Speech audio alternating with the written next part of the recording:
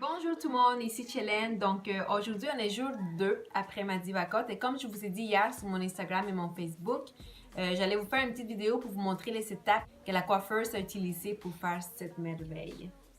Si vous êtes nouveau ici, je vais vous mettre une photo de moi il y a une semaine en essayant d'avoir mes boucles. Et maintenant, donc vous pouvez voir pourquoi je suis contente et pourquoi je vous en parle.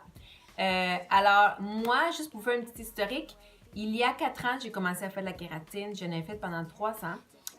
Au mois d'avril dernier, j'ai arrêté d'en faire. Donc, ça va faire presque un an que j'essaie de réavoir mes boucles. Et malgré tous mes efforts, je n'avais pas plus de résultats que ce que je vous ai montré tout à l'heure, la petite photo.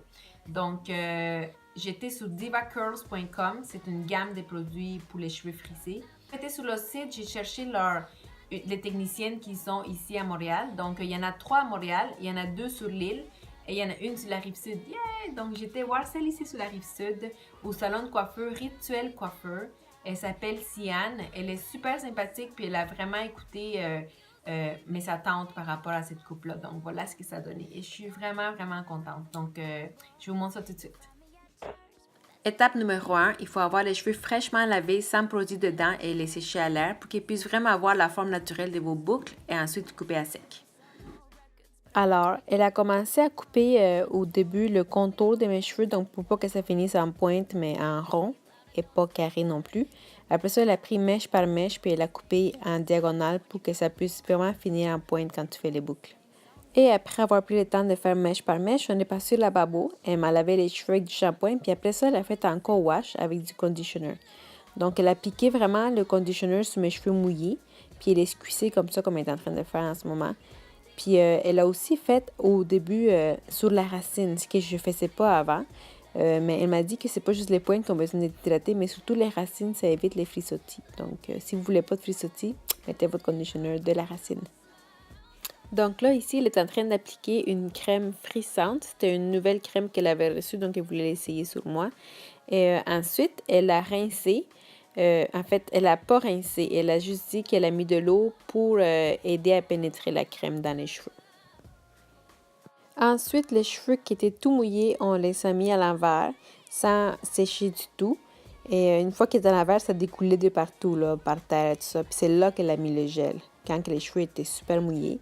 Puis quand elle mettait le gel, elle a piqué, puis après ça, elle a squeezé. Fait que tu voyais toute l'eau couler, mais elle m'a dit que ça aide vraiment à faire pénétrer le gel dans les cheveux. Puis des fois, on apporte de le mettre, puis de même le sécher un peu parce qu'on apporte d'enlever le gel, mais en vérité, nos cheveux n'ont pas besoin de tant que ça. Donc, ça découlait de partout, elle est squeezée, puis ensuite, elle a séché aussi avec des papiers Scott Towel qu'elle avait, mais elle m'a dit qu'on pouvait utiliser un chandail en coton ou une serviette microfibre. Donc, peu importe ce que vous avez à la maison, ça va faire l'affaire. Et voilà, après avoir séché le plus possible avec les papiers, on est retourné sur la chaise où est-ce qu'elle a coupé mes cheveux.